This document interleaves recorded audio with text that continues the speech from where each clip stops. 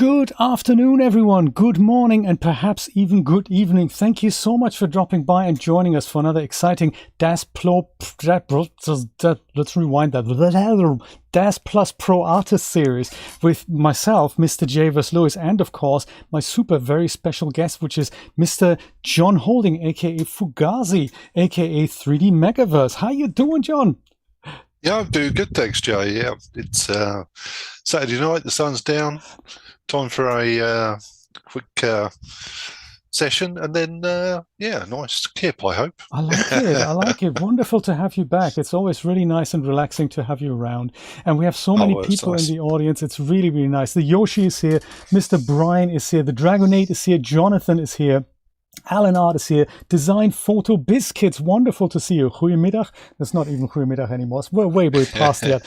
Very, very cool. I'd love to read you all out, but there's just so many people in the chat. Usually we don't have that large a crowd on the Daz Plus streams, but hey, wonderful to see you guys. Melissa, for example, now that I can just see you. Artsy 3D. Very, very good to see you guys.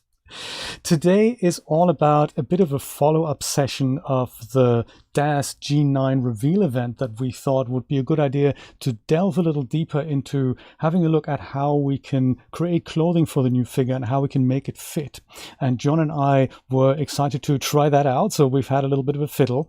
And the good news is that first of all, it's really early days, and the good news is there's not one right or one wrong way to do it. Whatever works for you, you can probably do, as long as you follow the instructions we give you for using the transfer utility on the base figure. So you can model your clothing either on the male or the female version of the avatar, whichever shape you prefer.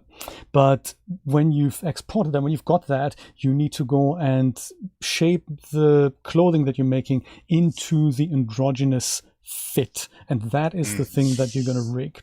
And then once you've done that, you can add the female or the male or both as fit morphs. And today is all about how are we going to do that. So we're going to talk about that.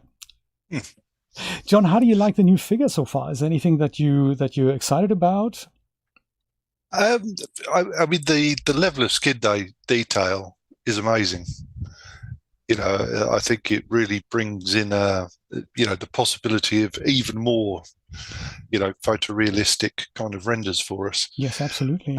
Because I think, in my experience, texture is the limiting factor in most models in terms of the realism. I know if I'm making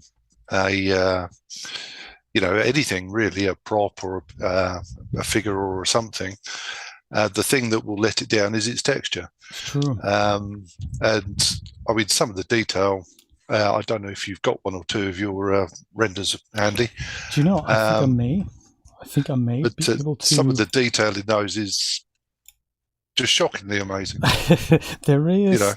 Let me see. Is it this? Yes, this is it. I've got this one here that I've made for our stream today, and this one actually I made two versions of this. The first version, she didn't have any eyebrows. I was so sad to see that. It's, Travis from Daz was saying, "Hey, we want to use this for the promo, but sadly she doesn't have any eyebrows. Can you send over a new version?" And did you not tell them that's how the kids do it these days? That's how the kids no do eyebrows. it these days. Very cool.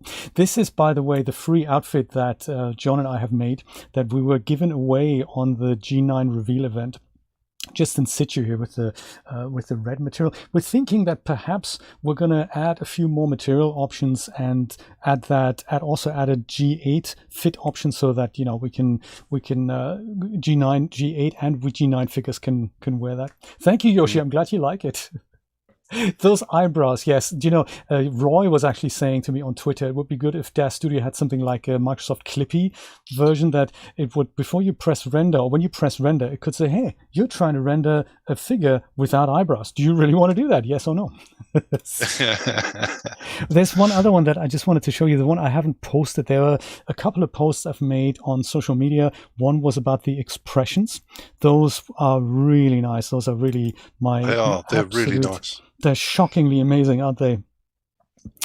I don't know if it's down to the mesh or down to the talent of the person making them, but they're so much more naturalistic than the G8 version. Yes. And this is one I haven't quite posted that, but when I do, this is a 5K render with about 2,000 iterations, and I don't know if how this is going to come out on the stream, but it's coming out very nicely. I'm looking at it, which is why my head's turned to the side. can, But I remember being struck by the lips, right? Because even at a reasonable distance, you can see that there's real detail in those lips, and they're really coming out. And the teeth, look at them. Teeth, they look like teeth, real teeth. It's unbelievable, and it is. I mean, it's always difficult to look at an old figure generation and say, without having a comparison, when you look at something and you think, well, I don't know, this is pretty close to perfect. I don't know what you could improve on this. And like companies are, they give you the new version and you think, oh, okay, I hadn't thought of that.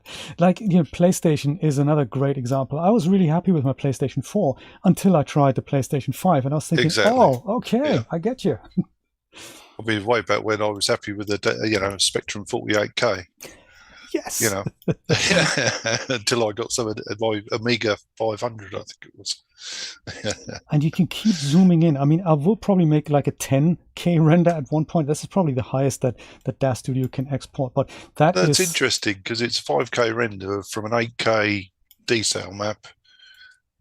That the translation is well, is doing well rather. It's true. So obviously the 8K map isn't 100% 8K at this point in time. Right, yes. Once it's rendered, it's got to downsize a little bit. Josh was telling me that internally when they transfer characters from Daz Studio into another application, that they go and use a 16K combined texture map that they exchange between applications, and that is also very, very interesting, very cool. So we'll see what else we can find out about the new figure as we all go and play with her, I suppose. So yes. I think what we're going to do today then is we're going to join you in Marvelous Designer, John, and we're going to see how to make a relatively quick outfit on either figure, really, on either figure shape. And then we're going to go and bring that outfit into Daz Studio and do some fit morphs so that the auto follow fit morphs, not the auto fit, the auto follow is going to work correctly. Shall we go do that? We shall. We shall. Let me go see if I can bring up your PC, guest PC, like this one. Yes. Yes. And then we do that, and then that should... There we go. There we go. Yeah, perfect. It's working. Okay, so first of all, whether you're going to use the female avatar or the androgynous avatar to do your sculpt, or even the male avatar to do your modeling, rather, I think it's largely going to depend upon just how specific it is to that gender. If you're going to do some very, detailed, say, lingerie or something, then I suspect you'll do it on the female one because those details are far more easily captured on the female avatar. True, and you probably wouldn't want to model a bra on the androgynous shape. It probably works better than on the Genesis 1 back in the day, but yeah, you probably don't want an actual female body to model that on, yes. No, but saying that, we have a way of going between the two, which is very handy.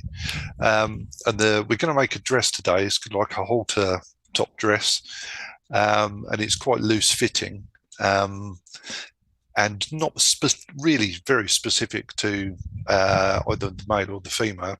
So we're going to start with the base because wherever possible, I think I would use the base because I think it's, easier to start in that direction. Okay. But it is at this point, just to clarify this, is at this point personal preference really what you start modeling on, right? Cool. That's good to know. Alan Art 64, yes, good question. Will this work in earlier version of Marvelous Designer? Yes, it will. That's yes, absolutely. Marvelous Designer doesn't care, what it is, where it's from, or what version it is. We're simply using an OBJ from that Daz application, and any of the additional features or such like it doesn't care about. And that reminds me, because to make this sensible, I've created a G9 base avatar, which I didn't change the color on, which I'll just do quickly now because it doesn't show up very well. There we go. But rather than sort of show you all through that today, I have a video, which isn't that one, which tells you how to create an avatar for Marvelous Designer from a Genesis figure. This one's for Genesis 8, but it doesn't matter. It's exactly the same.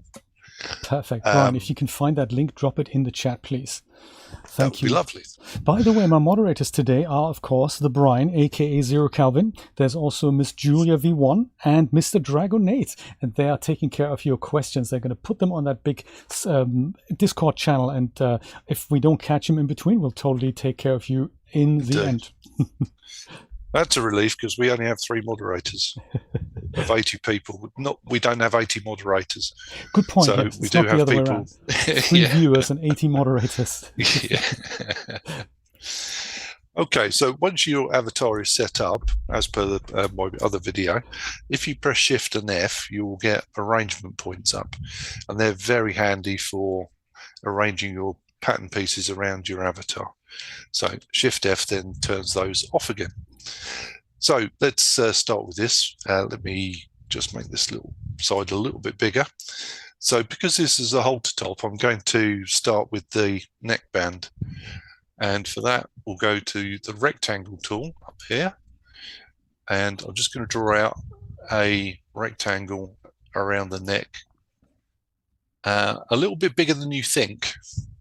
Because the 2D pattern, or the 2D shadow you get is very nice, but that's only kind of one side of the figure. You know, you've got the side to think about and the back to think about. So, and if you make it wrong, it doesn't matter. We can just resize it as we go. So we use our arrangement points now. So I'm just going to move this out of the way so I can see the arrangement points, and then press Shift and F. I've got to make more use of those. It used to be they didn't do this automatically in Marvelous Designer. I think that's still my thinking. Yes, you had to do it yourself. If you don't use one of them, it was so difficult to make that. But today, when you bring in an OBJ, there's an option to say, would you like arrangement points to kind of magically appear? And it works pretty well with those, isn't it? In fact, you don't really need my video, frankly. The video deals with another aspect, which is the fitting suit. Ah, yes, good point. But to set up an avatar in Marvelous Designer just with the arrangement points, it's simply File, Import, OBJ, pick your exported model from Daz, and change it to Avatar, and make sure this automatically add arrangement points is there, and then it will just import and job done. Robert, good question. We're both using the latest version of Marvelous Designer, which is 11 at this point in time. Yes. So the interface has changed since 10. Up until 10, it was pretty similar, but from 11 onwards, they've changed it a little bit. So some of the menus have just been tidied up, so to say. So. Yeah, the menus at the top, all these little icons up here, they were getting so many of them that it took up half the screen. So what they've done is they've grouped a lot of them together up here, so that when you click on one, for example, you get all of its sub options, rather than having all of the sub options visible at any one time. Yeah, it's a bit. It's tidier. It takes a bit of getting used to, but it's much tidier. It does. Yeah. So yes, if I select my point there, whoops, I need to be on the move tool there, and I can arrange it around the neck. It's dug in a little bit, but that's okay, because in the property editor under arrangement there is an offset, and I can adjust that offset so it comes outwards a little bit. There we go. Shift F to turn those arrangement points off because they're a pain. And then we use segment sewing to just sew up the end. And when I press space, that should go onto there. Now it's tightened up a little bit and pulled up the neck. Now it's a matter of taste and choice. Either you don't mind it being up there or you want it to come down a little bit.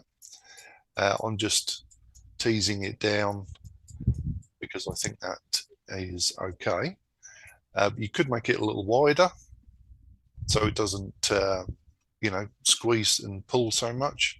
But bear in mind, we're on the androgynous avatar at the moment, and the female neck will be different anyway. So I'm going to get it to fit like this, and then I'm going to see how it looks on the female and then adjust it if I need to. Okay. So next then, we want the sort of main part of this, and it's going to be basically a single a pattern piece, which we can draw out with the polygon tool. So if we click the polygon tool here, you can see it, you know, if you're a shortcut fan, it's got the shortcuts next to each of these things, so you could do that. I'm a bit rubbish with shortcuts, so I don't tend to use them. They're usually too many for me to remember. Okay, so I'm going to draw out half of this pattern. I'm going to start in the middle at the top. The clever way. Save yourself somewhere some about there. And come down to about the length I want it. And then I'm going to come out to the side up to somewhere around there. And then close it up at the top. So this is going to be my armhole. Looks like it might be a little tight there. A little tight there. So I'm going to take this point and just bring it down a little bit.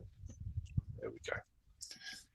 Okay, so this is half the pattern, but it is essentially only the front, and we want to have something on the back as well. So I'm just going to right click here and unfold. Oops.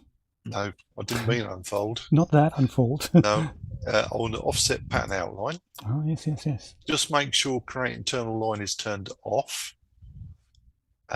We have some options here, some of which have a tendency not to do anything. Huh. But these options tend to be a bit more reliable. So this one, I've switched it from perpendicular, which is the default, which is kind of taking out at right angles to the point, to extend, which is simply extending it along the line. Oh, I see. Yep. So that keeps me flat at the bottom, but slides a little bit down here. And that's, I think, what we want to go for. I think 100 is probably not enough. 15,000 is definitely too much. 150, I think, is probably somewhere closer to right. Okay, so let's click OK on that one. Interesting. I've never seen John do this either. This dress is new to me as well. So interesting that you say that as well, Melissa. Good to know. Michelle, hair, I'm not sure. Let me put it on the list, and we'll see what we can do in the future. I think the only hair maker that I know is Biscuit, so unless she can help us out, I don't know. I know not very much about making hair. So I'm going to move this up because obviously I don't want the back of the dress to be somewhere around her knees. So I'm just going to move that up to perhaps somewhere around there and bring it level with this bottom point. And if you're not entirely sure whether it is level, you can select these 2 points, right click and align, and then use the center option. Look and at that. Line them up in space. Nice. These little tips that you think, oh, I would have never guessed this even exists. Very cool. Right, this point down here I don't need, so I'm going to delete it. Any point that's on your pattern that you don't actually need to maintain the shape, generally speaking, is an inconvenience. It just gets in the way. There's no point to it. So yeah, just be aware of that and get rid of anything that is going to cause you problems. Right, so now I've got the basic shape done. I'm going to select the middle line and then right click and unfold with symmetric editing. And the symmetric editing is very handy because now if I adjust this point, its corresponding point on the other side will move as well. And that means that I can make changes on one side and the other side will be perfect, instead of me having to guess how far I moved it on one side and matching it to the other side and so on and so forth. Okay, right, let's move that out of the way because I won't be able to see the pattern pieces or the arrangement points with it on. And then Shift F and I'll pick a point. There we go. Once again, I'm going to turn those off, Shift F. Once again, it's sort of buried inside everything. We come down to the arrangement area and just update our offset until it comes out again. Go. Right, so a basic sew together. Sew the back together. Whoops. How did I manage to get that upside down? It's a talent, John. There we go. It is a talent, and I have it in spades. The other one I'm going to use free sewing for, because I don't have any points on here to sew to. So free sewing allows me to pick an area on a line and just sew to it. So I want the entirety of the top of the front of the part of the dress here, and then I want to match that up on the collar, and there. I didn't need an extra point to do that. If you get it slightly wrong, it's not the end of the world. You can go to editing, so edit sewing, or the B key, and you can actually just move this along the line as you want. Nice. Very cool. There we go. All these little tips and tricks. Really nice. And if I press space, then we're going to get what we see on the screen, which is not quite fitting, which is not unusual. So we can have a look at adjusting it. Because unless I'm working from a pattern, generally speaking, my idea of what it's going to work is not right the first time. It doesn't really matter, because I can always adjust it. But again, if you do wish to work from patterns, and if you're just starting out, it's quite handy because it gives you an idea of what works in sewing. I have another video which is working from patterns. If I kind of forward this one on a little bit, you'll see me drawing out pieces over an actual genuine sewing pattern, cutting them out and putting it back together again. John showed me how to do this week, and it worked really, really well. John was very generous with his time. I really appreciate you doing that, John. That's all right. It's a pleasure. It's really nice, because this is how we just get better at artists, and this is how we pick up these tips when you go, oh yeah, please explain it to me, as if I really don't know, because I don't know. So one of those things. John's the bomb, absolutely. Brian, that is the second link that I've put it in the Discord. If you can dig that out, that'd be great. Then we all get to see it. Yeah, one of the reasons I think that working with patterns is a pretty good idea is because the patterns are made to work. They might not be the right size or fit your avatar, but on a t-shirt, for example, getting the sleeves to attach to the body correctly means you need the sleeves of a certain shape. So just experimenting with patterns gives you an idea of what that shape should be. Sometimes in the 3D world, you need to adjust it a bit, but it gives you a good head start anyway. Good foundation, I think. In fact, just in my life in MD, when I started, I didn't know anything about sewing or patterns or any stuff like that. But I've generally watched actual sewing tutorials. Yes, and that's how people like Laurie really got started in real life sewing, and then her YouTube channel about Marvelous Designer really blew up back in the day. So yeah, good stuff.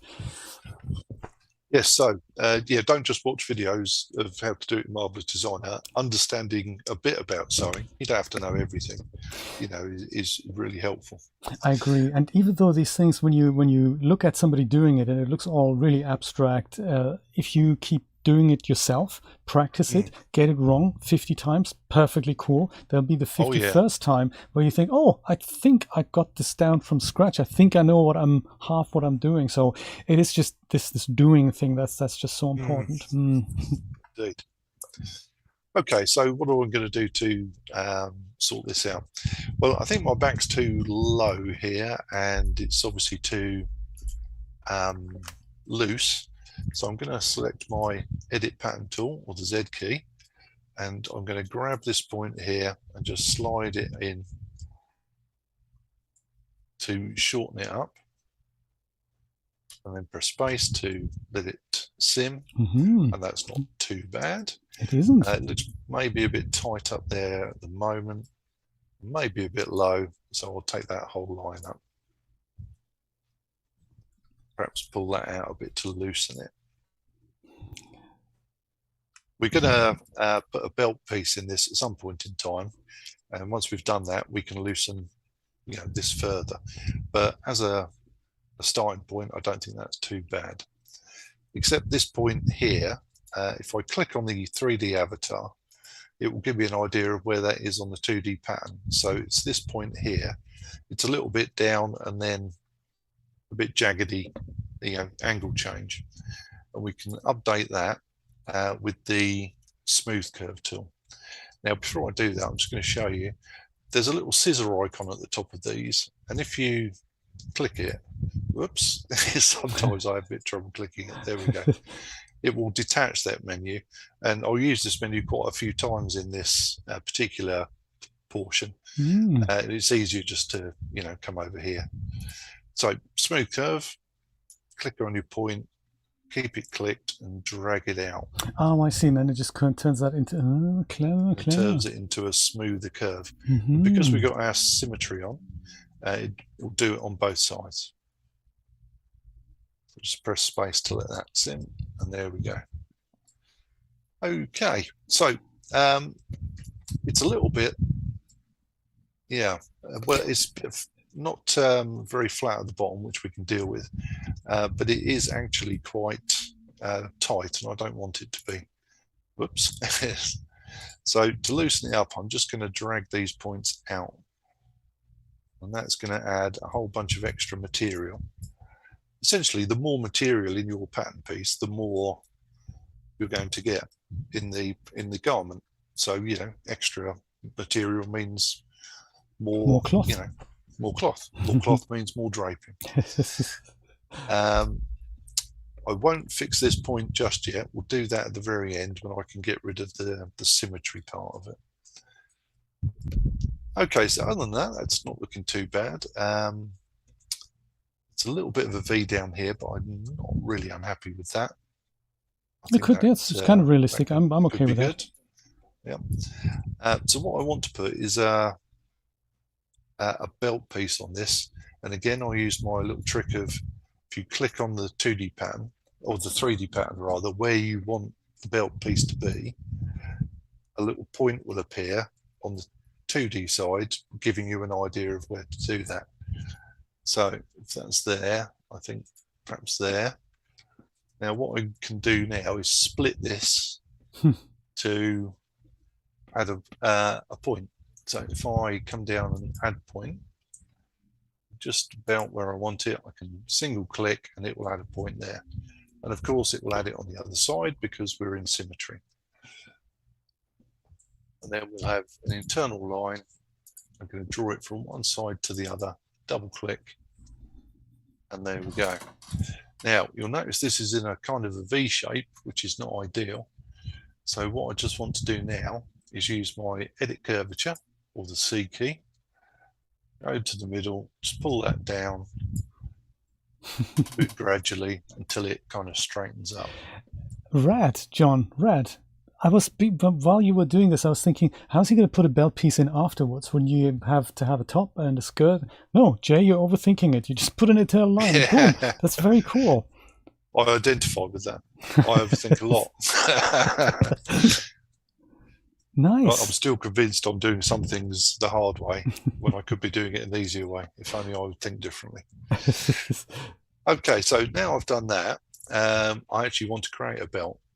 So with the edit tool, I can select the line, right click, offset as internal line. I'll give it a value of 20 because I don't want too much. And oops, let's reverse the direction. There we go. I want it to come down. Oh, I see. That's okay. That's what that does. Okay. Yep. So we don't actually have separate pieces yet, but that's easy. All we need to do is select all of our nice new internal lines, right click, and cut and sew. And cut and sew, right. Right. Yeah, this is going to complain. And it's going to complain because essentially I was in symmetry mode, and now I think I'm not. You're not, okay. Yeah. That's perfect. That means you can remove the point on the bottom as well. That's good. Yes, it had to happen eventually, yeah. So. Oh yeah. I think the general shape, once the general shape is in, you can remove the symmetry. because, the general shape's there. You're not really going to change that too much. But when you're getting the general shape in, having symmetry on just saves time, essentially.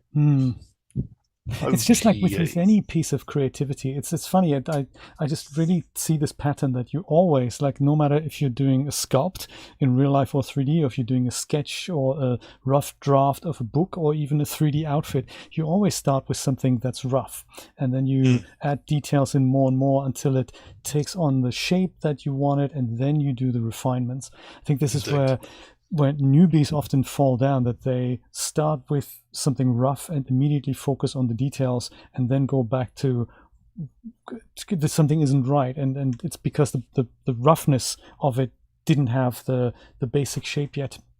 Yes, I remember in my early days, I was, trying to do some not sculpting, but modeling. But I would have as much geometry as I could have in it as soon as I could. And it took me ages to realize that that's the wrong thing to do. Right, but then if you don't know any better, how but if you don't know any better, how do you know? Anyway, yes, no, I won't reminisce too much. Okay, so whoops, there we go. So let's have a look. I think it's okay, but I want this belt to be a little higher. And I want everything to be a bit looser. So what I can do is just grab that, push it up a little. Oops, that seems to be an internal line. So let me delete that internal line. Oh, so you had like the outline, the outside line, and an internal one on top of one another? So I'm just pushing that up a little. And you'll note then that everything pulls together and it stays more or less in the same place. But if I freeze this top one, even though it's not fitted, that will pull up, and then I can unfreeze the top, and it will fit, and it should move up a little.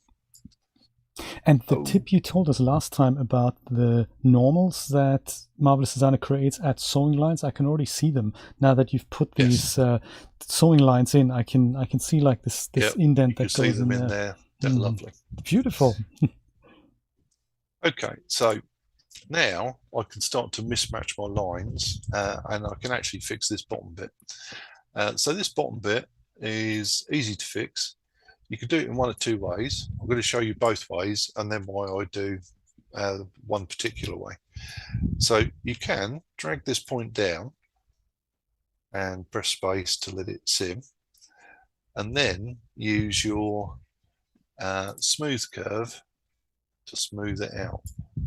Oh, that's nice. Right. Yes. And now I'm going to show you why I don't use it. Ah, I thought, what a helpful little thing here. Okay. Well, actually, sometimes it works, sometimes it doesn't. Because I've gone the entire length, it's going to work. But if I undo that a little bit, it's going to make me a fibber in a minute. I know. So if I put a smooth curve in, but say I only go halfway, when I go up to edit curve point, it's going to make me a fibber. Oh, I hate it when it does that. I don't even know what that word means. Fibber. I'm not telling the truth. Oh, I said like what Brian would say, you're going to make a liar out of me. That's yes, right. I got you. Okay. Yes. That makes sense. Okay. So sometimes when you do it, you get lines like these. These are curve points. If you get curve points, they are very difficult to edit and make smooth. So I prefer not to do the curve points. So if you are getting curve points, doing it like this, whoops, I keep forgetting I've got my menu over there. Whoops. Don't ruin it, John. Don't ruin it. Don't ruin it. Don't ruin it. So I'll delete this middle point and simply use my edit curvature just to bring this curve down. And press space. And there we are. It's nice and flat at the bottom. So with this, you wouldn't end up with curve points? No. Oh, I get you. Okay. You end up with essentially a curve handles on either side. Gotcha. But yeah, which there you we can go. adjust individually if you want to. If you want to make it asymmetric or do something else with it. Okay, so that's that. But I'm not getting much in the way of wrinkles and such like up here. Indeed. So what I'm going to do is a couple of things. First of all, on the belt piece, I want to make it tighter. So if I select it, I can go into the property editor and use the shrinkage, weft and warp. Now, these will allow you to change the size of your pattern without really changing the size of your pattern. And shrinkage weft, I believe, is the horizontal, which we can test by putting an extreme value of 50 in and pressing space. There we go. Oh yeah, okay. So it does that waist in, so it's snug to the body, as it were. Warp and weft. And 50 is a little high. It's best to do it to kind of the minimum value before it stops. So I think in this case 80 or maybe even 90, because it was quite close in the first place. Oops, that's the wrong one. 90. There we go. No, 90 is not enough. So let's go 80. 80, yes. So that's going to stay there. Well, it may not stay there, but since at some point in time we want to add a zone to this, I'm going to add a new fabric. I'm going to add that fabric to the waist so that I can distinguish it and know where it is. I'm just going to change the color slightly to gray. But the important thing about this is I want to come down to my physical property and open up preset and increase my friction. Oh, friction. To about 50. Now what that will do is we'll try and keep it in place. It's going to increase the friction between the fabric and the avatar. So at a very low value of 3, which is the default, it's going to slide up and down quite easily. So like but the higher you put the friction silk on skin slides.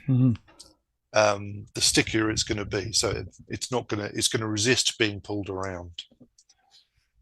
So that's the belt bit. But then I also want to do the skirt, because the skirt isn't really doing anything very exciting either. We want wrinkles. We want wrinkles. Now, you can either use shrinkage weft or you can simply resize it.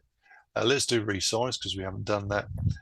Because I want to resize it the same in both directions, I'm going to double click on this middle button and you'll see that the edge and the center button all turn orange. And that's proportional editing now. So I can just make this wider if I want to. Because it's now much wider, it's a much longer line, so into a much shorter line. So it's going to concertina everything up and start to put some wrinkles in. It will probably work from there, but anyway, I'll right click and rearrange to 3D and then just move that down a little bit. I'm going to freeze the belt because all this fabric coming in at speed is going to hit the belt. It's going to add more energy to it, and it's probably going to move it around a bit, even though I've got the friction on. But just freezing it there will mean it will stay there, and we can pull our thingy around until it actually fits. Come on. I know you can do it. Give it some time. Have patience. No patience. Jeff was saying perhaps we should save the project as well. Oh, Jeff. I know you don't want to be bullied and all. I understand. Jeff. Thanks. There we go. Okay. You will notice at this point in time that at the back we've got a little bit of a point. But we can deal with that if we get back to our edit pattern tool. What we need to do is curve it a little bit more on both sides. Oh, with the handles, gotcha. With the handles. And what that's going to do is give that a little bit of extra around that point. And now you'll see it's much less visible. In fact, the front is probably a little bit high, so I'm just going to shorten those a little bit and then press space to let it sit. So what this There we does go. is That's pretty flat now. they literally, each of these handles literally changes the curve, like how it curves. So it could make it steeper and flatter where that point meets the straight edge there. And you can do that individually for both sides, right? Indeed. That's what it does. Now, I don't want to make this any bigger, really, but I do perhaps want a little bit more, folding around the middle. Yes. And to do that, what I need to essentially do is make this line longer. And the easiest way to do that is to use the edit curvature. Oh. And just curve it. Oh, just curve it like that. That's Then it gets longer. That's entirely the wrong one. It's because I'm too far away. There we go. So because that's longer now, we should get a little bit more folding out of it. Or a little bit more interesting folding out of it anyway. Okay, now if I unfreeze this belt, let's see what happens. It kind of puffs out a bit because this bottom skirt is now affecting it. It's weight, it's pulling it down. There's much more weight to it because we made it bigger. So for that, what I like to do is use a fabric and a stiff fabric. If I come right down to the bottom here, this first one is trim full leather, I think. Okay. If I drag and drop that on there, it will stiffen up. Okay. If I come down to, whoops, need to be on the thing. Need to make sure my friction is up. Friction. And there we go. And it's still pulling it a little bit. So I'm going to shrink it some more with the shrinkage weft. So bring that down. You have done this before. Let it sit. There we go. Just pull it. Whoops.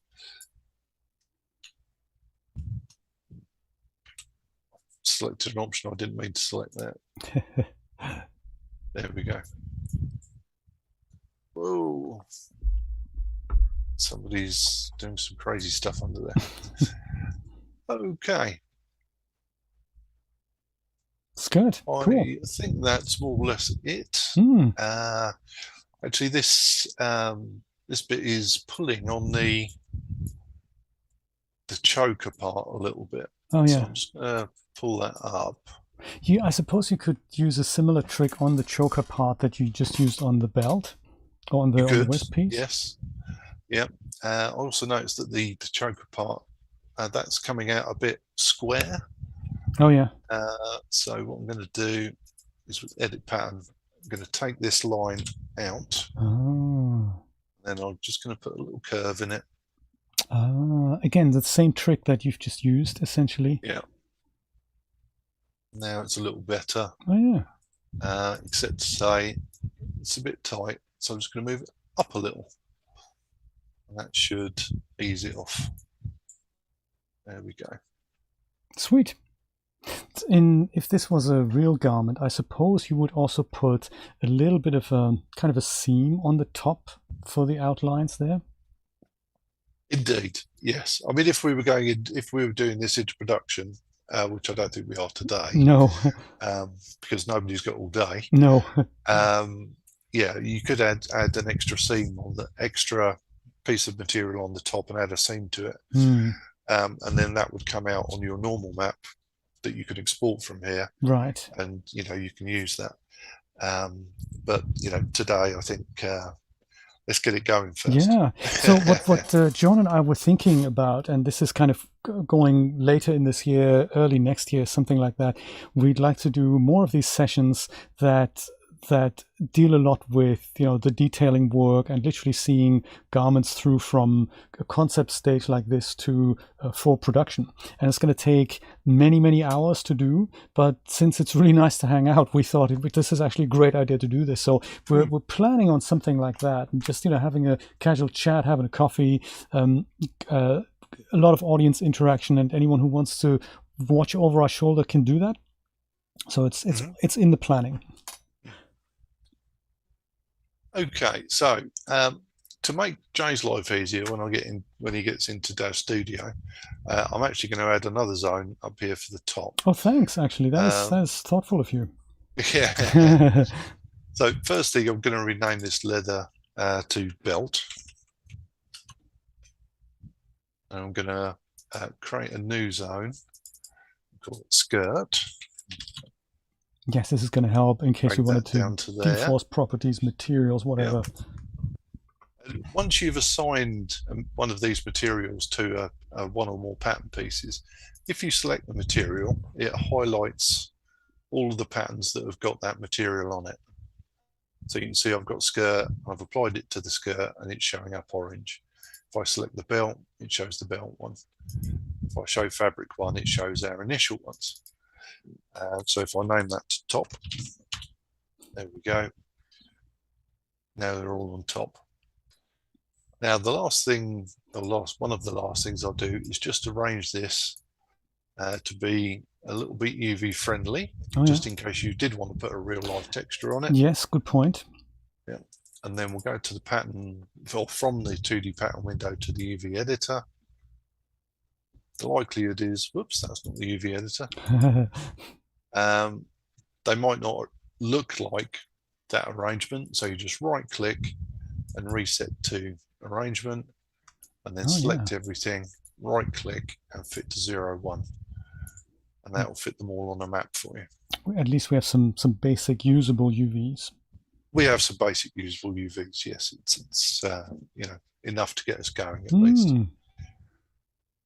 Right, so other thing, we want to make this production kind of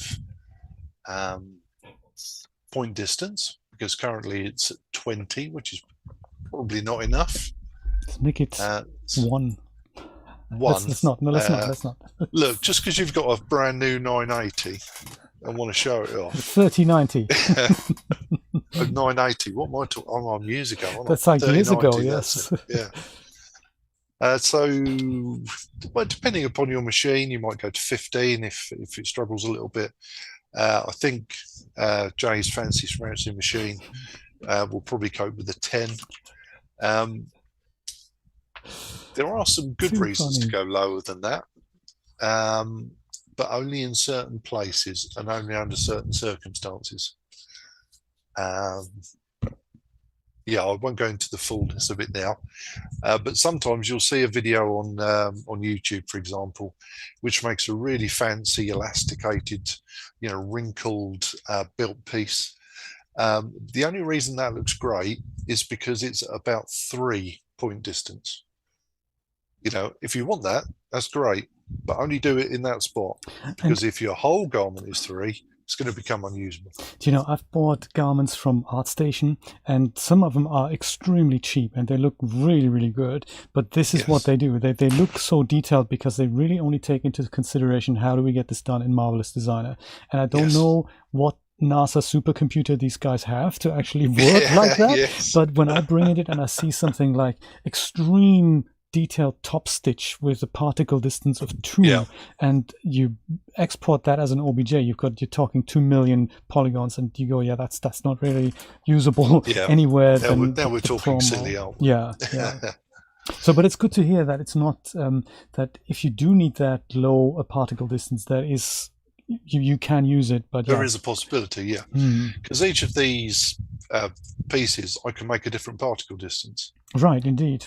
You know, like the top you might get away with 20 on the top, but the skirt might need something higher res because it's got all the crinkles in it, but the top is relatively flat. So and with the experiment we did the other day, the video we watched the other day that you'd done with Chris, you know, we increased the particle distance on a skirt, and it went from having, you know, some quite nice folds in it to having many more detailed folds in it.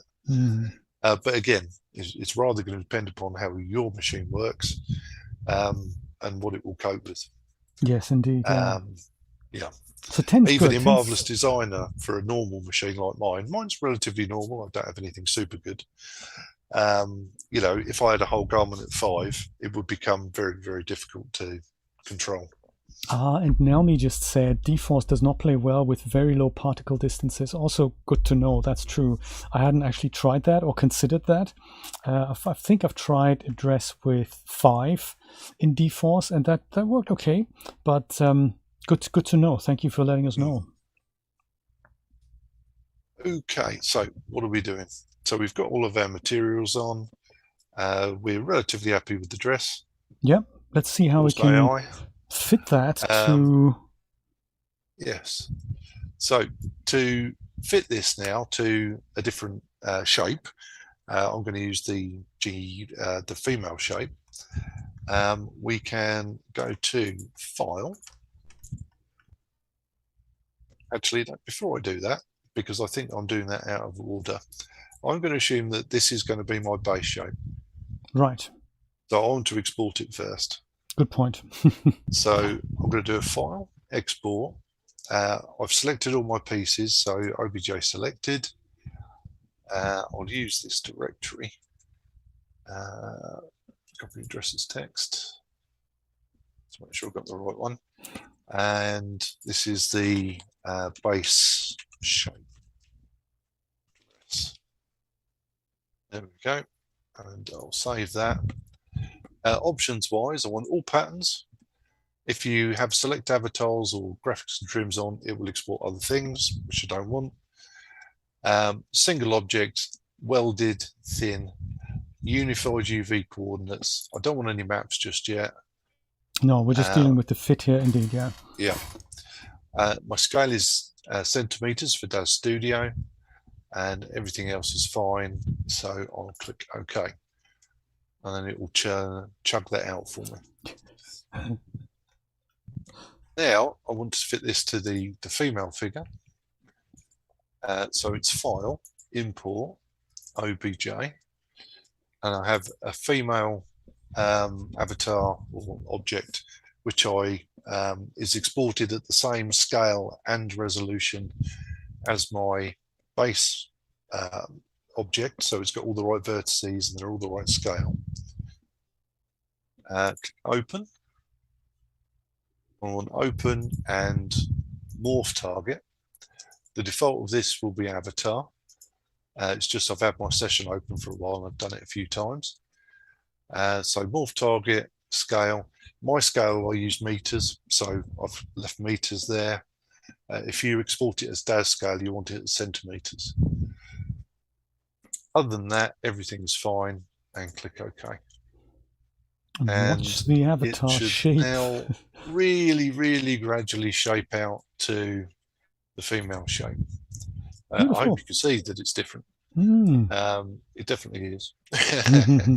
Yeah, you can now at the bust at the top, you could even either put a little dart in, or you can put some elastic around it. These kinks disappear.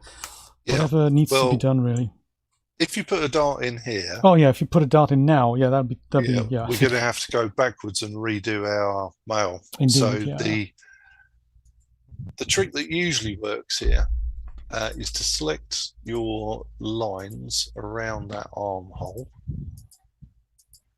Make sure your simulation is off and turn on elastic. So if we turn on elastic, oops, takes a moment sometimes. Now, the thing that's important here to know is this ratio. Forget the strength, it's the ratio that's important for me. So the ratio is the percentage length of the line. So the line is a certain distance. We can see here that the 3D line length is 1026 millimeters. And the 2D length is 892, is that? Or is that 82? 92 if I stare closely at it. 892.7, I think so. Old man eyes. It doesn't help that they keep it quite low lighted. Yes. So if I turn on strength, or elastic rather, and say ratio 80%, it's going to try and make it 80% of the original size. Yeah, which is not what I want, because that's going to be mad. What I want is to have it closer to the original size. So if I put this to 100 and press the simulation, you'll see it tightened all of that up. It has indeed. Yeah. Check it out. It's pulled this down a little bit, which is a little bit annoying. But if I just pull around a little bit, I suppose it's one of those secrets of the fashion industry, isn't it? Just put elastic and it'll be good. I mean, throw elastic on it, it'll be fine. It's super comfortable and it's all, and it just fits perfectly. Yeah. But yeah, we can adjust this. I mean, PCs, computer software and such like, tries to do the same job as the real world stuff, but it doesn't always work out quite so well. Just an under the hood question for you, John. This hasn't now changed the actual geometry, has it? It's literally just the fit that's being adjusted. No, that's the important thing. It's just the fit that's being adjusted. It hasn't changed the geometry. Like a Dart would have done that. It would have changed. A Dart would have absolutely changed it. It's be retopologized on export, essentially. Exactly. So there's two ways of not changing the geometry. That's with the elastic, but it's also with the shrinkage, warp and weft. We talked about earlier, indeed, yes. Yeah. So if you need to make it, I mean, let's take a real world example from Genesis 8 times, but it will be the same for Genesis 9. If you've made a dress for the base and it fits beautifully, that's great. But what do you want to do when you want to morph that to the pair figure, for example? Yes. Or the bodybuilder figure? They're much, much bigger. So immediately, as soon as you make them much, much bigger, then it doesn't fit so well. But if you adjust the shrinkage warp and the shrinkage weft, to in equal proportions, you can make that fit much better without changing the geometry. Oh, that is so you clever. Can still use it as a morph target. So you basically, what you're doing is you're turning, I just as an example, an S size into an L size. Indeed, yes, yes. But you're doing it without just scaling it. You're basically just giving it more cloth without changing particle distance, geometry. Very clever. And we're going to try that out when we're going to try the Voluptuous and all the other bits and pieces that we have. And similarly, if you've modeled it for the normal figure, which is, well, Genesis used to be like a giant, she was, 6 foot or something, supermodel kind of scale. Yes. No, she's shorter now, I think. But, there are shorter versions of her. Indeed, there are these morphs that turn into like a 4-foot figure. They are kind of, in my version, they're kind of built in. I think they're going to be available as a standalone character essentials type pack. But yes, that is kind of the phenotype ideas that is now kind of built into the figure. True. And for that, you need very different ways of fitting garments. Good point. Yes. And of course, there's also the the emaciated figures, so you can go smaller as well as larger. So you don't have to use shrinkage, weft, and warp to go bigger. You can go smaller as well. Okay, so I'll stop waffling about that and try and remember what I was doing. Okay, so we'd added the elastic there, and it fits a little better. It's pulling down here a little bit. That would mean I'd probably want to adjust that, which means I would have to re-export my other one, which is okay. It's okay, we can do that, yeah. Yeah. So if I just move this up a little bit, just to give myself a little space, all it really means is I need to push that up. Oh yeah, just give it a little more. Yeah. So just for clarification, just because John's modeled it on the androgynous avatar first, doesn't mean you have to do it. If you want to use, if you're making clothing for the male figure, you can just bring in the male avatar and then, or basically Genesis 9 shaped as a male and use that as an avatar. So you can do that. And then for the rigging that we're going to talk about in a minute, you're just going to have these two versions. One is your modeled thing on the gender type figure, and you need another version that we use for rigging, which is the androgynous version. Okay, so that fits a bit nicer. Sweet. So what I'm going to do now then is export this, but then I'm going to remake, very simply, my androgynous figure. So let me turn the sim off because that will slow me down a little bit. So where's export? Export object selected, and I want, what do I call it? The previous one was base shape, and then yeah, exactly.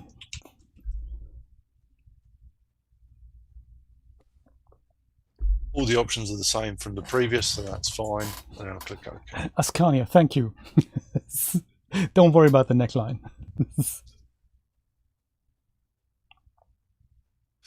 Okay, so now, just as we morph from the androgynous to the female, we can go the other way. So I'll just select my base there. I want it as a morph target.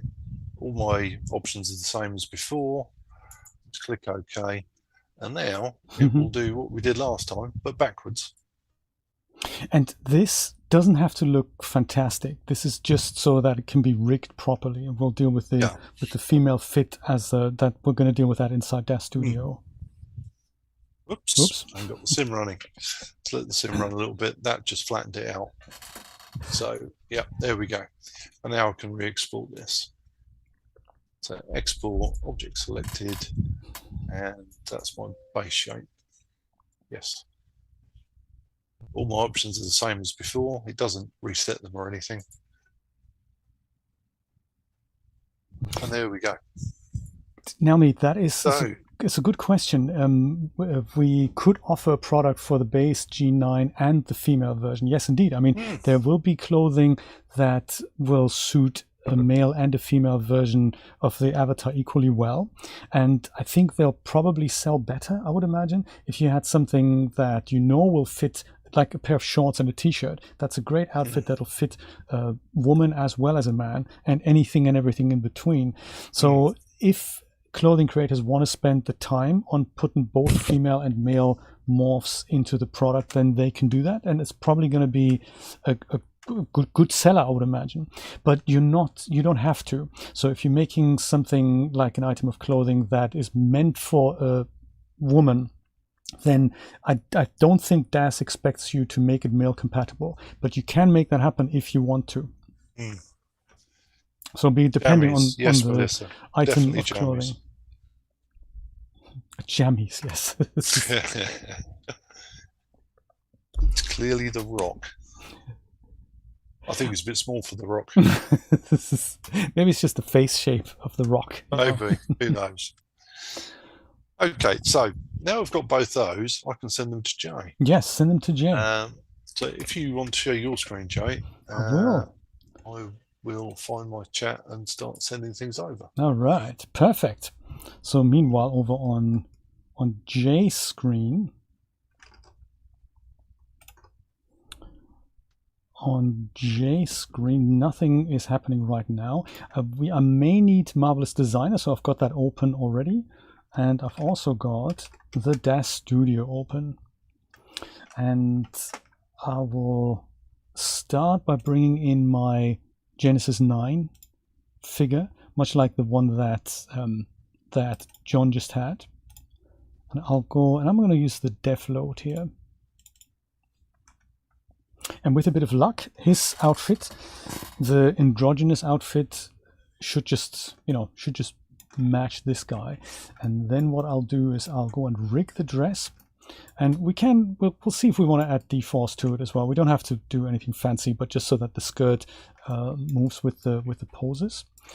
And once I've done that, just as a little overview, once I've done that, I'll go into the full body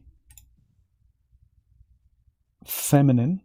Not at all. I'm going to go into people feminine, and then I'm going to go, and so once I'm rigging this for the androgynous shape, I'm going to go and dial this up. Then the avatar will look different, and Daz Studio is going to create like a kind of an automatically generated morph that it tries to guess right, and it's not going to look great, but we're going to go and have a look what that name is called, and then essentially import the female shaped version that comes out of John's Marvelous Designer, and we're going to override that morph so that what he's made in Marvelous Designer is going to look good on the base female. And that's essentially that. And then we're going to go and try the same with Victorian 9. So that it has both these fit morphs, and then we can, because we have some time, we're going to go through some of the other things that are in here, like the muscular ones, and the basically the ones that could be considered universal for either figure. So we can try an emaciated one, and You have maybe... to excuse me for a few minutes, chaps. Please I've just do. got to go to the gentleman's room. Do you know, good idea. I might follow your example there. So first of all, I need to go and find a magic way, because of course the chat, just a little technical background info, the chat that John's just sent me that to, that is over on another computer. Excuse the infinity that we may or may not see.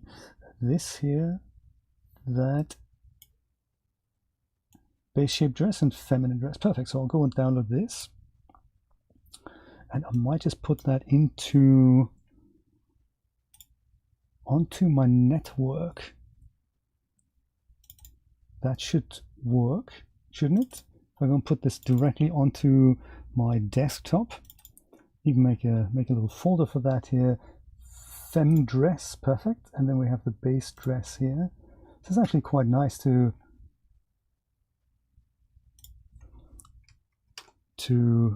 share that via Zoom. That's actually really cool that we can do that.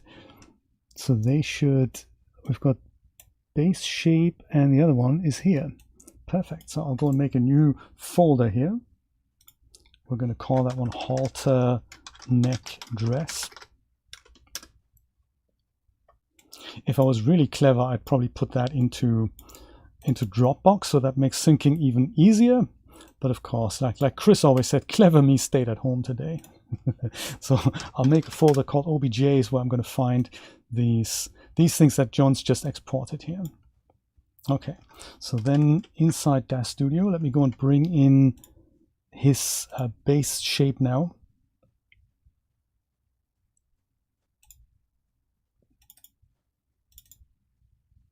Base shape dress.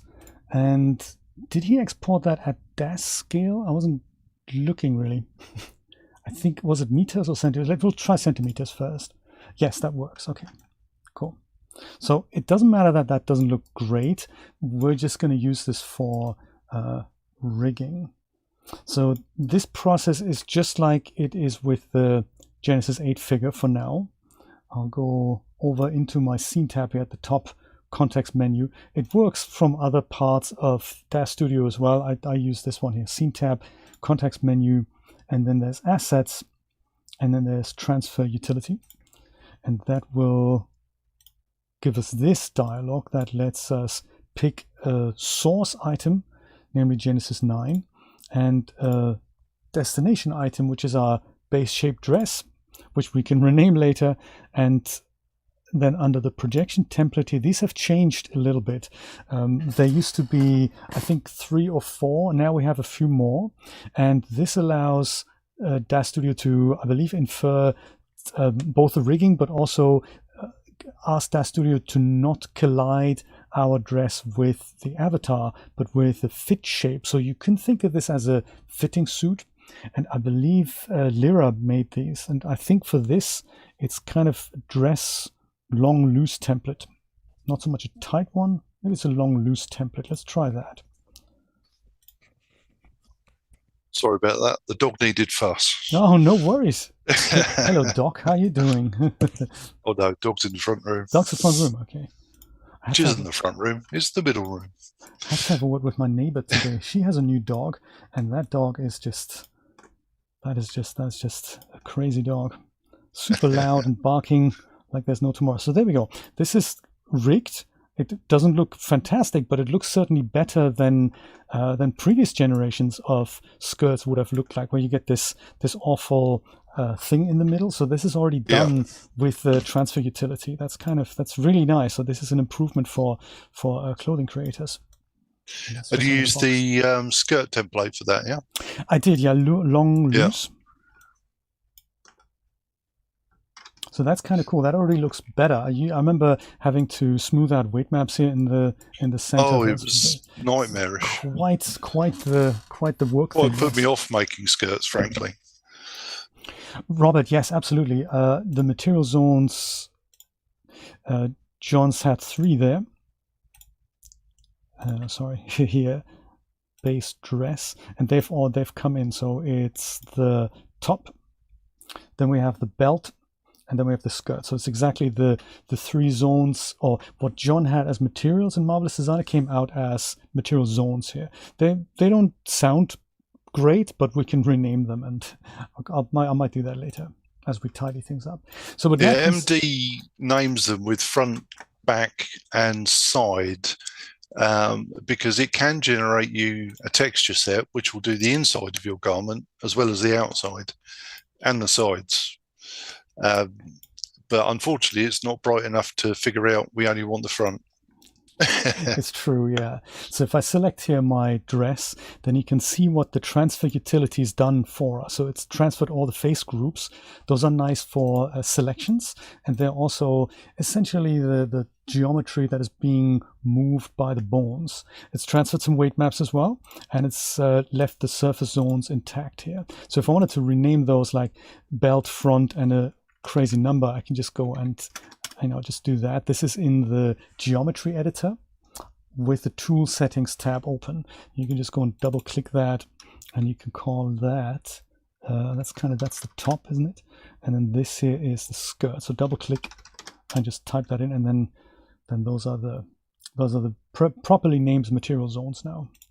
So, but now comes kind of the funky part here. If I'm on my Genesis figure and I head over to parameters and go to my people and dial in the base feminine, then we can see that this doesn't fit as nicely as what John did there.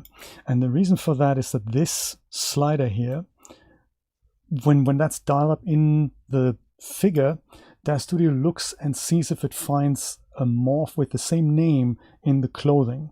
And if it doesn't find one, it goes, don't worry about it, I'm going to make one so that the clothing can somehow follow.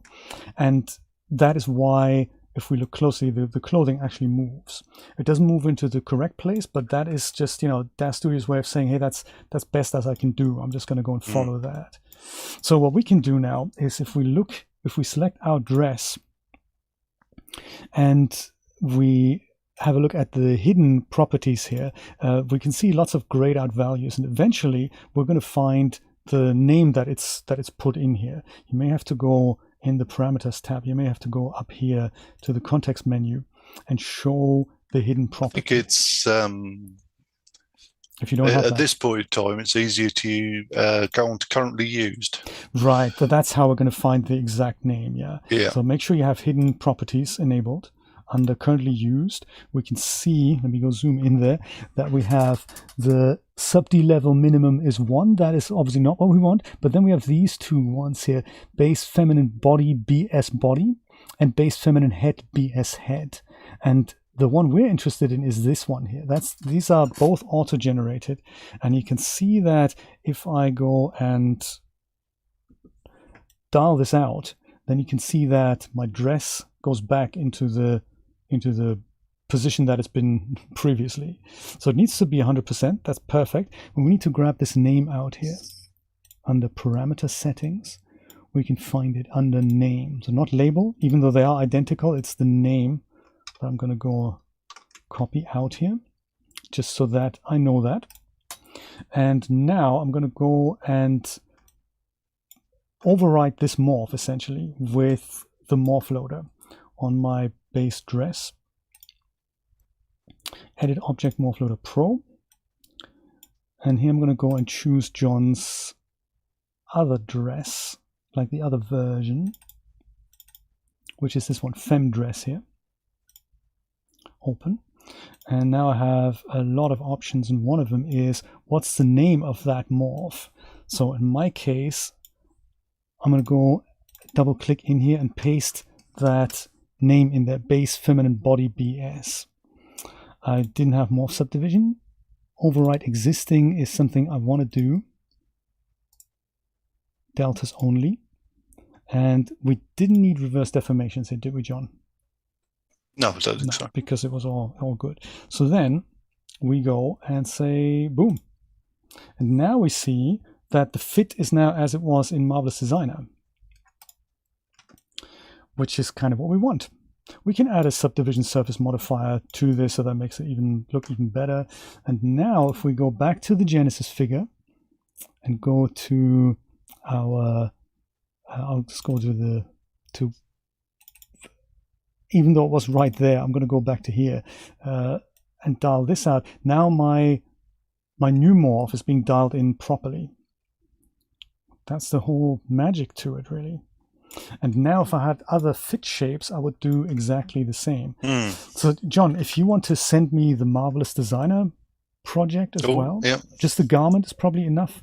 I can go and export Victoria 9 out of here and then give Victoria 9 a fit, because she doesn't look adequate right now either. This is what that looks like, and we can probably improve that.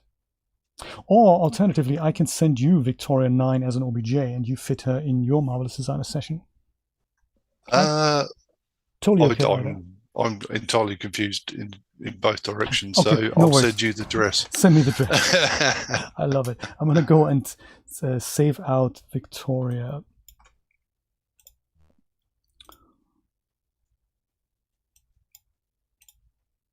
And I'm just going to call her V9 fit for now. There are other ways of doing it, but I just do this and give that. I'll do it on Daz scale. We don't have any here. And I'm going to use this option here, filter objects. This means it's only going to be the OBJ rather than the dress that's attached to her. So I'm going to export that.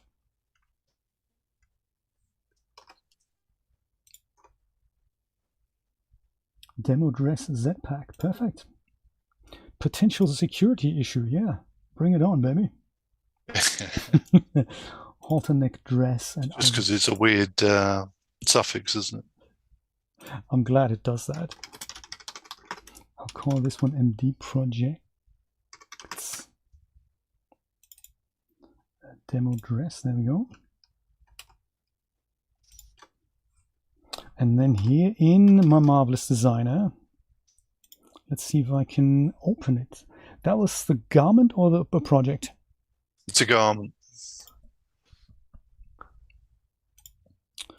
Okay. Like this. Aha. Oh yes, look at that. John makes it in. I always love just thinking about this. John makes something in like 8,000 miles away, other side of the world. We have a chat as if we're sitting in the same room, and I just pick up this file and we just, is this amazing or what? I think this is just so cool. I love it. I absolutely love it. So I don't have Genesis 9 saved as an avatar, I don't think, so I'll just use this. Import and open as an avatar.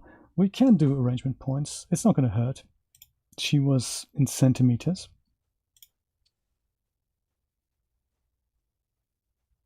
And there she is, Victoria 9. And I don't really have to do anything other than just let it simulate. You could just let it sim there, really. I mean, ultimately, you know, I think that's the, is that the female or the male? I can't remember. But ultimately, you know, using the morph will get you a nicer fit. Yeah, the morph technique will get you a nicer fit, but you know, it'll work anyway. So now we just go export OBJ again, and I will just call that V9 fit. I'm just going to overwrite this, really. If you name that the same as the morph, right? Morph, yeah. It makes life a little easier. It makes life easier. What John means is have a look inside the dress now with Victoria 9 or with your fit morph dialed up. If you have a look under currently used, you can see weird name Victoria body BS body. That's the name we want to grab out here. Victoria 9 body BS body. Copy out, cancel. And if we just go and save our dress out with this name now, then MorphLoader will offer to create a morph with whatever the file is called. So it makes our life a little easier. And we want to not use the avatars. We want to select the patterns, welded thin unified things in centimeters.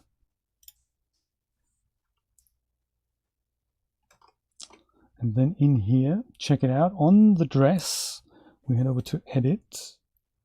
object, Morph Loader Pro. And I'm going to do this like name, Andy. 3 more times so that we, that we all get used to this project. This repetition. What I'm interested in is that it doesn't actually show me where that is now, isn't it? Where did I save it then? OBJs, maybe? I think I saved it in the wrong directory here. Yeah, I'm always doing that. I'm not that organized. It's in G something here, so this is the wrong directory. It needs to be in here and in OBJs. Where is it? G something. G. Very helpful. Yeah, especially in 3 months when you totally remember what G something was. I'm so glad that we're all on the same page here. So, there, that's that. And now, as if by magic, choose Morph. There she is. So by having given it that name on export, Morph Loader is gonna give it that name already here, which is cool. So I don't want to make this unique. I want to make deltas only, and that's all. Victoria 9 fit. All right. Does this all make sense so far?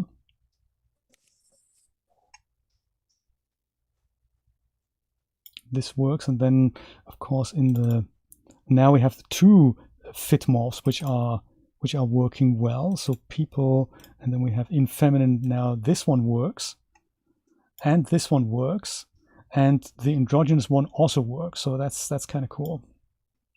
There's a couple of questions. Oh, yeah. So Neko is asking whether we create on the base figure. Yes, initially we did create on the base figure, and then we imported a morph in MD to transfer it to the female figure, which we then adjusted. And we're talking about boob cling, which we all talk about on a regular basis, of Always. course. It depends how you make the garment. I've happened to make the garment such that it's a little bit clingy. It wouldn't take too much for me to add a little bit of material here or there to make it looser. Add some more wrinkles, all that sort of thing. Yeah, like if we say, like, Victoria might not be the best, might not be a great example because she doesn't have like a super full chest, but if you had somebody who had, we can actually, let's try it out. If we had something like on the full body, there could just be a base one, body muscular. Let's say that. This would be something you might mix in with something else. Or I'll say pair figure. Now it's the Rock.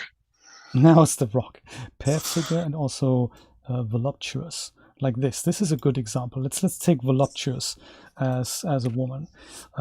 So this is now clingy because it's the auto follow morph. But if we wanted to make sure it doesn't happen, then let's take that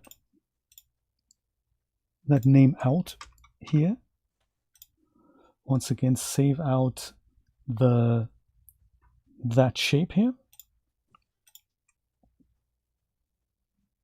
with that name, so I can just easily overwrite this. Body BS, is that correct? Has it correct? Yeah, that's correct. Selected that, perfect.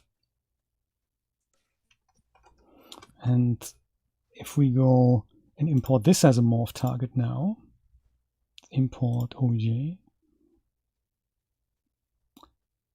I've saved it to the wrong directory again, haven't I? I make a habit of that now. What's going on? There's actually a really cool product. Yeah, see, it's in here. Dang.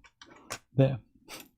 There's a good product by the man Friday, which is called the OBJ Companion, that makes it somewhat easier to export one or multiple objects out, change them out in your favorite editor, and then bring them back as morph target. There we go. Sometimes if you have really heavy shifts, 30 frames might not be enough. You can increase that, and then the steps that Marvelous Designer takes to grow into the other shape will be increased. So I think 30 is going to be enough for me. But just in case it doesn't work. Yeah, it is WebSol. It really is. I mean, when you find a vendor who does multiple, morph transfers, for specific shapes to make their dress work or their clothes work really well, you know, that's a product well worthwhile. Because, you know, from experience, doing one or two is a minor kind of inconvenience. Doing a dozen is a significant time undertaking. Do you know, if there's one takeaway from this stream, I totally agree. If you see some products and you see literally 100 morphs in there, this is literally the half hour to an hour that vendors have put in there to make that work. I'm specifically thinking of hair. If you see all these style morphs that are in there, it's insane the amount of work it takes to make that such a joy to use in Daz Studio. And then you also see the other side of it, where vendors have put like 3 morphs in, and you think this doesn't quite work the way I'm expecting it. So yeah, it is literally a matter of how much time you spend on these things. So John, unfortunately, for vendors, I mean, time is precious. You know, the more time you put into a product, the better it is for the customer. That's great. But the less time you have to make other products. True. You know, it's a real balancing act between getting real, nice quality and usability for the customer, and actually making enough to earn a living, which a lot of vendors do. I don't personally, but. John, in this case, if I wanted to, for this particular fit, I could now go and make the shrinkage slightly different. Shrinkage, yes, you could change the shrinkage wall from left up. I do both directions. So depending upon how far you wanted to go. Do I need to make the number bigger for the garment to grow? Yes. So it's percentage of original size. So if you made that 105%, for example, it will make the whole thing 5% bigger. And just the pattern piece I've got selected, which is all the material I've got selected. Yeah. So I'm going to try 110 just to see how that goes. Well, man. Was that bad? I can't tell. Well, it's pushing the envelope. Does that look good? Okay, so 10%. I don't know. Well, I mean, I can see that's looser. It's actually interesting. We have more crinkles here only in this particular shape. That's actually an interesting demo, isn't it? Yes. I mean, you could try not doing it in the vertical. Oh yeah. Which I think is the second, the weft, is it? Yes. You put that back to 100. You probably won't get quite so much in the way of wrinkles down there. Just out of curiosity, if you make that the top 120, there we go. Now the whole top is much looser. And the bottom is still at 100. That's interesting. But that, we haven't changed the mesh, so that should still be a valid morph target.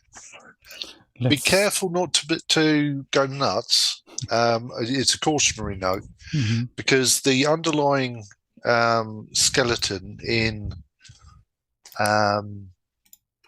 Daz Studio will be looking for particular vertices in particular places. If you make it too far away, it's going to start slipping over zones. And therefore might behave a bit peculiarly. But if you're doing it for yourself, who cares? If you're doing it for a customer, then you probably do care, because you want it to behave in a, how can I put it, predictable fashion. But since we're going dynamic in this particular instance, I don't think it, makes too much difference to us. Deltas only. It's already got the name because I was clever enough to override the thing, and did not match. Dang, brother. Oh, that's cool. Or maybe I've exported something wrong. Did I accidentally? Oh, you may have exported the avatar. May have exported the avatar. Let's try that again. Shouldn't matter. I'll do this, and I'll say this one, body voluptuous. Want to override? Yes, and I may have accidentally. It's considerably bigger. Look. Do you know? I wonder if I've just accidentally done this on my previous export. I may have done it. Sorry. There we go. Always worries me when things go wrong on stream. Happens to me all the time. Nothing ever goes right on stream Oh, or in my life. must practice, make it work. Must But work it's first also, time. I've got so many Must make me look compliments. competent. I've had so many compliments from people saying, I actually appreciate that you leave in your mistakes because that's just what happens to us all. Deltas only. Success. Okay, perfect. That worked. So now I should be able also to add, so this was voluptuous just on the base figure. So I should be able to add female to that as well now, right? So now we have female and voluptuous. And this, that's probably gonna be taken care of in a second.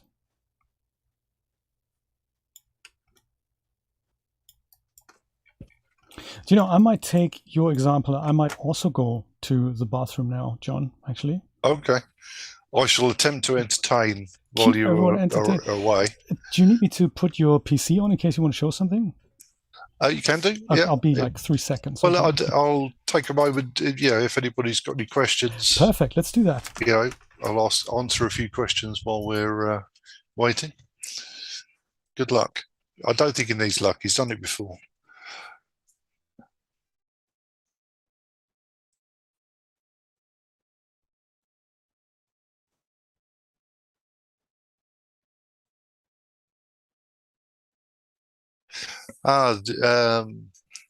Daz, I hope I'm saying that right. I don't think Daz Studio does, but if you're using Marvelous Designer, it does. If you can see my screen, MD has a whole bunch of measurement tools. Up here at the top, we've got measurements, and we've got measurement avatar and measurement garment. I'm not going to do garment for the minute. We'll stick with the avatar. In fact, I'll hide the garment just for fun. Hide all patterns. There we go. So you can use the basic or the surface circumference. Now, the difference between the two, I'll show you.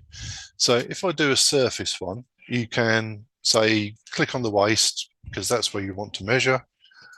And now you need to put 2 points to show it where to do it. So what I do is press Shift and then click initially. And then for the third one, I just adjust it until it's going in the right direction. And then you get the measurement. So it's a very handy way of actually finding out the measurements of your avatar. Therefore, your Daz figure to prepare patterns and pieces for garments.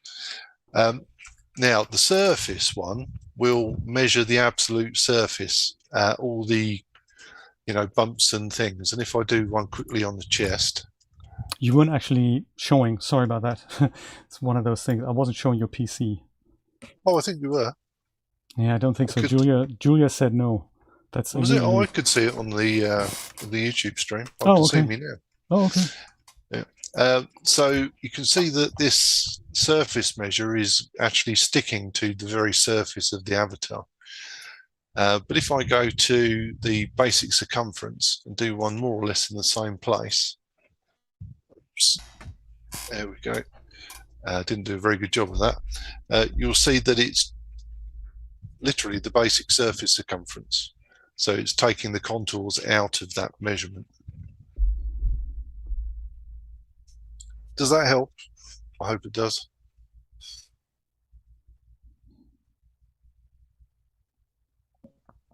Lee, thank you for saying that. Appreciate that. Lovely that you were here. I'm glad we could help. I'm going to have a look at the question section on our Discord server. Oh, go for it. Melissa, do darts work in Marvelous Designer? Yes, they do. Yes, absolutely. they do. It has a great dart tool. Do you want to quickly show that? Yeah, I can show that. Let me get rid of these. And you can also minimize your pointer focus thing. I did. Well, yes, I'll move it. Okay, it's over there now. Okay, perfect. Oops, come on, select. There we go. Right. Show all patterns. show all patterns. There we go. So if you have an area or even a seam that isn't quite right, you can use a dart. Now there are two ways of doing darts. You can either do them through the dart tool. So under internal lines there is a dart. So you can then draw out your dart. Come on, think about it. Think about it for a second. Think about it for a while by the looks of it. So it's going to take that material out and sew the edges together for me, and that will put in the dart. The other way of doing it, once this thing wakes up, come on, you could do it. It's because I put it to 10, isn't it? Oh, that might be. It's punishing me. Right, let's put it back to 20. I want that one. There we go. Let's pop it back to 20 and it'll become more manageable. There we go. So that's that. And it has put the sewing lines in for me. This is something that I went and watched a lot of sewing tutorials about because I was getting some odd kind of crinklings at the end. I couldn't find anything that actually fixed that for me, but the steam tool in here does that. And I'll demonstrate that in just a second. That's a great tool. Yes, yeah. Let's see that. Yep. Something I've only learned this week, also from John. So it's valuable that you show that. So I'm going to do it in a place where it's practical, which is up here. Yes. Now, if I turn all of these elastics off, to make it like not fit so well, yes, essentially. Indeed. And we'll let that sim. There we go. Now you see I've got a little bit of flap going on there. So I might want to put a dart in at this point. So for that, I want to add a point to start with. So I'm just slightly distracted by what's going on over here. I think it's all right. Yeah, it's just settling. Okay, so if I now select this point, I can right click and convert to dart. Will you stop messing about over there? Freeze the skirt. Freeze the waistband. Yeah, freeze the waistband, yeah. Yeah, let's do that. Okay, you'll see that's popped a dart in. And if you press space,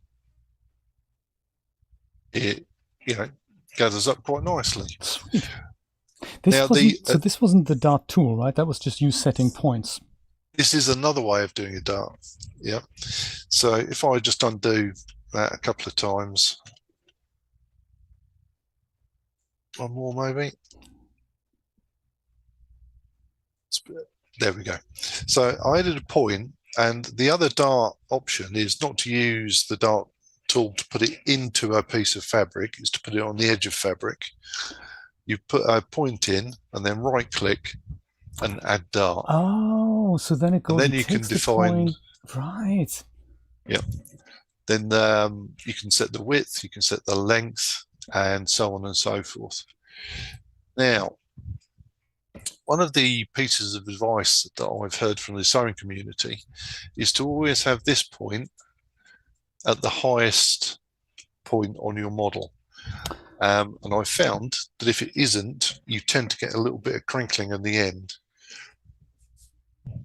And if I move this about a bit, hopefully I'll get it. I think that's probably closer to the highest point, so it's still okay. And I'll see I managed to undo the freezing of my belt. There we go. Let's move this somewhere crazy. It's just going to work now, of course. Yes. So yes, this is working. However, if you get get it such that it's crinkling and forming a little point at one end, you can use the steam tool up here. So the steam tool is what it says it is. You can steam it so that it either expands or contracts. And the default is, I think, -3 or +3, depending upon which way you're going. And it's just a question of painting over the end of your dart piece. You should see it gradually turning blue. It's quite hard to see. Yeah. Yeah. And the bluer it is, it works so magically well. Yeah. It basically adds points where the garment either contracts or expands, and it's really magic to use it to get that perfect shape right. So in here, if this was a kink, and now I've added some steam, when I press space, it would contract that material around that point to take the kink out. Show it on the left hand side where there's the kink, where there's no dart. Okay, that's a great there, point. See if that works. Yeah.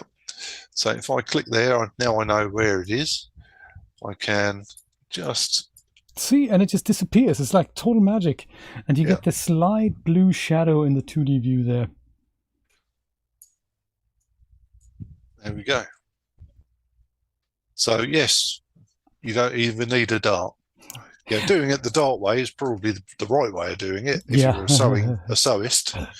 If you just want to make it work, perhaps that is what it wants. Also, if you want a bit more fold down the bottom, we set this to +3, and I try and stay away from the very edges, but if I start to paint down there, once you release and then repaint, it stacks the creases. You should see that starts, I hope it showed it, to expand out, and I can even go further up. And you can make your perfect fit shapes with that. If you think, hey, this body shape needs a little bit of extra here and less there, and once again, it does not change the geometry, just the spacing in between the polygons, if you will. Yeah, it's as if it's affecting the you've got two vertices and you've got the line, the edge between them. It's just changing the flexibility of that edge, so it will either let it stretch or it will contract it to give you different effects. And in terms of the cling, as we were discussing earlier, I can paint up here. Oops, let's paint there as well to really expand it. If I expand it too much, it's going to come up red. And that's, I think a point where it's probably not going to act in a reliable fashion. Sweet. Steam tool. Very nice. There's a question from the unknown robot. That's an interesting one. If you lose symmetry of the pattern, if it gets destroyed, I would imagine, is there a way to bring that back? Yes. It's a little bit destructive, but it's not too bad. So in your edit pattern, I've definitely lost symmetry on this one at the top, for example. I can right-click, on a line, and split it into two. So this will split it, if I use a uniform split, directly down the middle. And similarly, I can do the same for the bottom line. Oh, I see. So uniform split. So now I need a way of actually cutting this in two. So for that, I need an internal polyline. I'll select the bottom and the top. So double click on the bottom to finish it. I can right click and cut. Not cut and sew this time, just cut. Just cut, because I'm going to delete that. You could cut and sew, it's just you're going to delete it anyway. And then select the middle line, unfold with symmetry. Fantastic. Now we have symmetry again. There we have symmetry. Good question. And if I reset this to the 3D arrangement point, I'll see what needs to be done. So it's only half sewn at the moment, so I need to sew the other half. So for the bottom, it's not too bad. I just want a segment sew. That one, oops, no, I don't need segment sew. I need a free sew. So from there to there, from there to there, do the job. And then a freeso at the top, middle to edge, middle to point. Interestingly, on the freeso, let me just demonstrate this. Once I've defined my first line, my second line will suggest where I'm going to end. So if I click here, you'll see, whoops, I hope, that there's a little blue point just along the side there. Literally just there, yeah. Yeah, it's gone nuts on me. So if I click there, there's a little blue point there. And if I click on that point, that's the perfect length. The lengths now match perfectly. So it's not going to do anything crazy. Cool. Yep. Thanks, so I just need designer. yeah, thanks, MD. Just need to say the E back up now, and we should be more or less back where we started. Jonathan, yes, you can import sewing patterns into Marvelous Designer essentially as images, and you can then go and trace the images. That's where John has a video on his channel there. Perhaps, Brian, if you can find that link again and give that to Jonathan. And yes, David, that's correct. This is Marvelous Designer is where most creators go and at least start creating their clothing. We have a biscuits. Hey, Biscuits. Biscuits, how's it going? Does the steam effect hold after simulation? Yeah, the steam effect holds until you remove it. Show us that. What happens if you wanted to basically clear steaming? Is that possible? Yeah, sure. Let me just pop some steam on. Pop some steam on. Because these are symmetrized, it's going to put steam on both sides for me. Both sides, of course. Yeah. So as soon as you don't want it there anymore, you can right-click, remove steam on selected pattern, or remove all steam.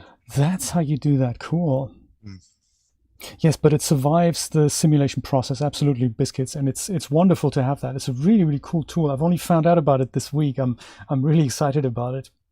Yeah, thanks for sharing that. Robert, how about adding a diamond-shaped cutout in the top of the chest? I think we were suggesting kind of a heart shape up here. That is possible. That's easy to do. Yeah, I mean, we could do all sorts of things. We use our internal tool for this. So because I'm symmetrized, I could draw out something like that. Perfect.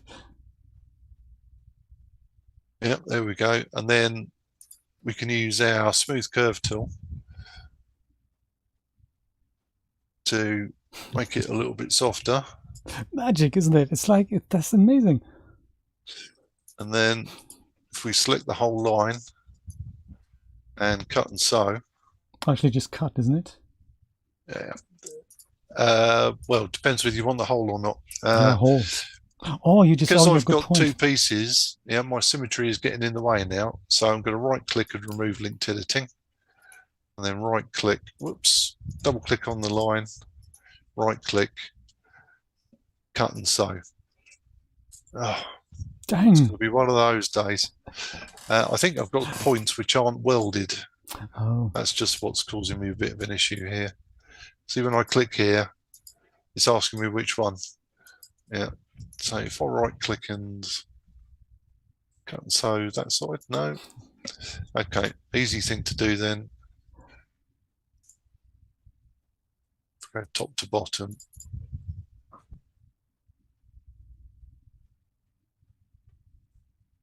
I'm really wigging it here, by the way. Sometimes questions come up. Yeah.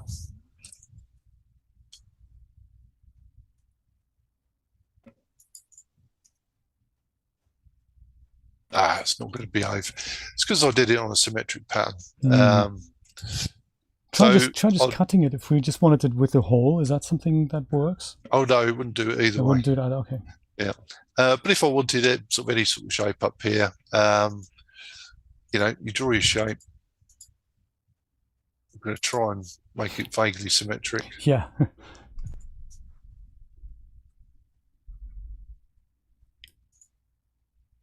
There we go. Once that's in, I can smooth off some edges.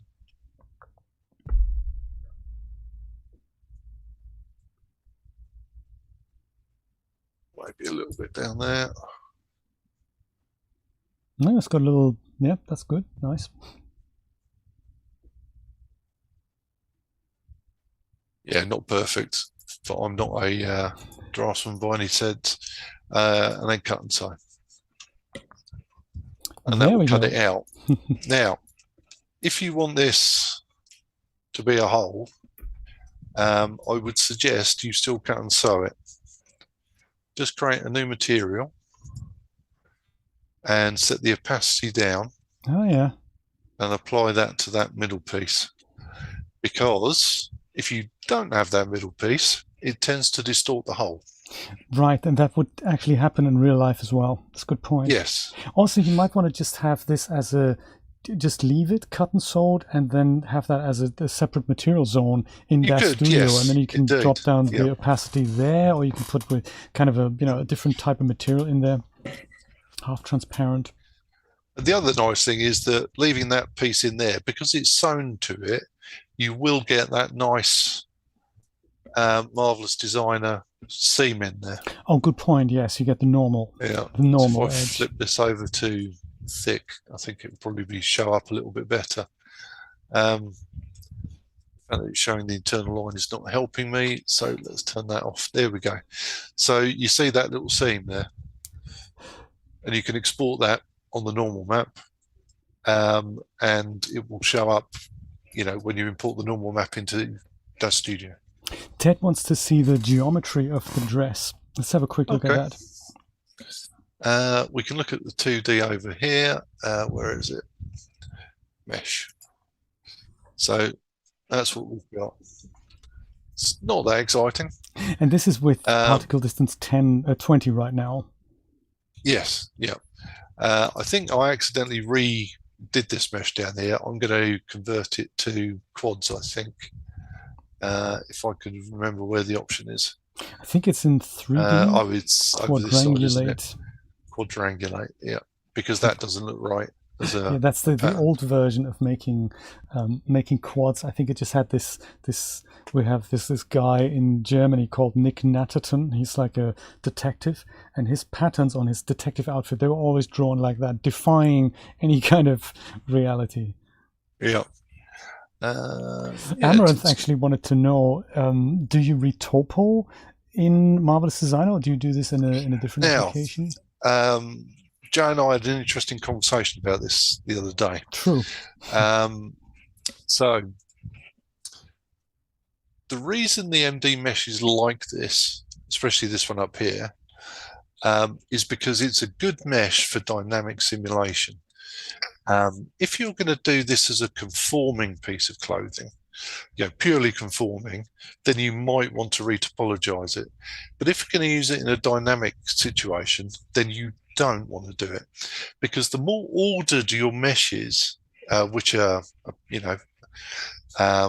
say Genesis's mesh is very ordered, the more it will try and keep its shape.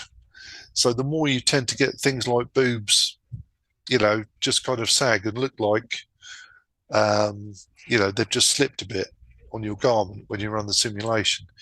Whereas because this is a semi-randomized mesh, which is disordered, when you do the simulation, it behaves much more like cloth does. Does that make sense?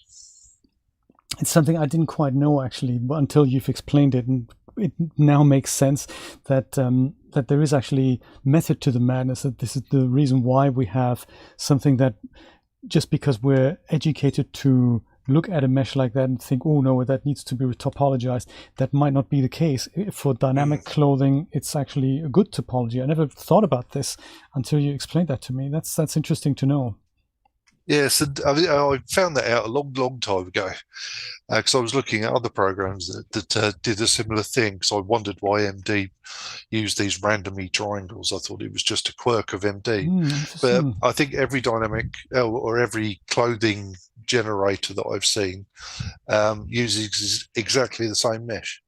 Would you stick with a mesh like this, or would you use the triangle option that you can also, if you right click and then you say triangulate, it generates these other kind of more. Well, there was a time when I'd have definitely used this mesh, because I was still wary about using triangles. You know, Daz Studio even had issues with triangles, but it's not true anymore. It doesn't matter. Okay, good to know. You know, it's maybe something to experiment with for yourself and use it to your own preference. That might not be a bad idea, that we use something like this and then say, well, we use this geometry, use dForce on it, see what it looks like, and then we use the other geometry, use dForce on it, and see how either one behaves. So maybe one is actually performing better versus than the third one, which would be the properly retopologized thing and maybe in a different application. Not bad. Yeah. Not a bad idea. So, I mean, my only sort of caveat of using quads here is for, say this trim piece up here around the neck, that really is a bit random and kind of low. So I would prefer that to be quads, and I would prefer it to be ordered, because for that bit, I don't want it to be particularly random. Very true, yes. So let's right click and quadrangulate. I think it already is. Oh, there we go. But yeah, not enough to it. I've got this at 20 at the moment. So if I switch that out to 10, that is definitely a triangle mesh. Did you click triangulate by any chance? Could be. I might have done. Yeah, so quads. Yeah.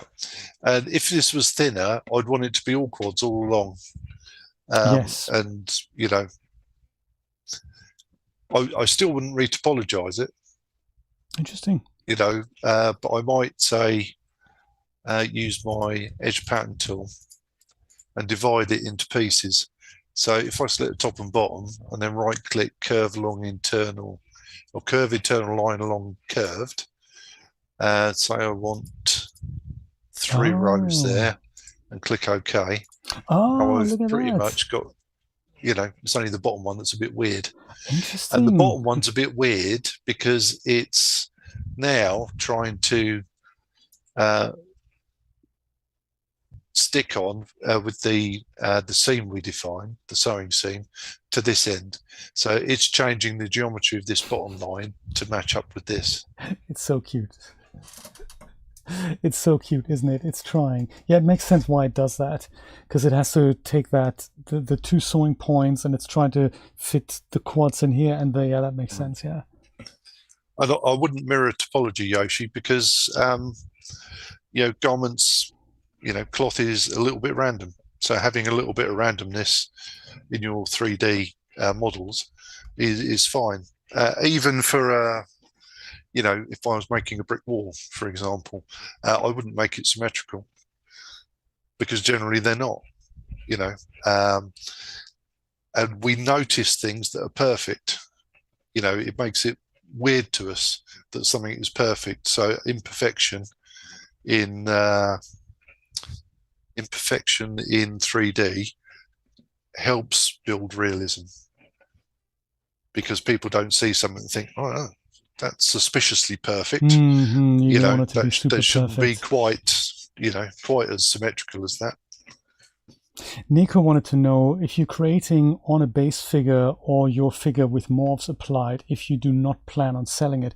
So like I said before, it's personal preference at this point. If you want to create a garment for a particular figure, you can dial that up and export that directly and then create on that figure. And once you're done and happy with that shape on your custom character, you can go and save that out and then bring in the base Genesis 9 figure as the morph target, so that your garment kind of shapes to the androgynous figure. Then you do the rigging, and then you dial your custom character back up, and then you already have your fit morph, which is the original OBJ that you exported. Does that make sense, Nico? Just that you can design a garment on the androgynous figure and then shape to the female or male, so that you can then make fit adjustments, or you can literally start building your garment on the figure gender that it is intended for. Or maybe it's not even a gender, maybe it's like a creature that you're making an outfit for. So you can literally do that, and then just once you're done with that and exported that, you can import the androgynous shape as a base, then do the rigging on that, and then do your fit morph on the one that you designed initially. which we did earlier in the stream. You maybe weren't here for that, but this will be uploaded somewhere for people to see. Right. You'll be able to see that happening. That's the other question you had. Skirts incoming. Yes, of course. David. I don't know how to pronounce your name, sorry. It's possibly the Welshest name I've ever seen, though. David Davis. David Davis, it's a good name. I like it.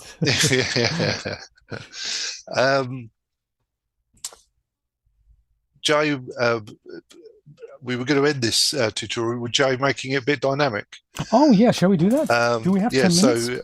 Let's do it. I think we probably do. Let's do it. Let's do it. Yes, dForce. That is the thing that we totally forgot to add here. So let me go and put, I'll do this with the Victoria 9 shape. It doesn't really matter at this point because it is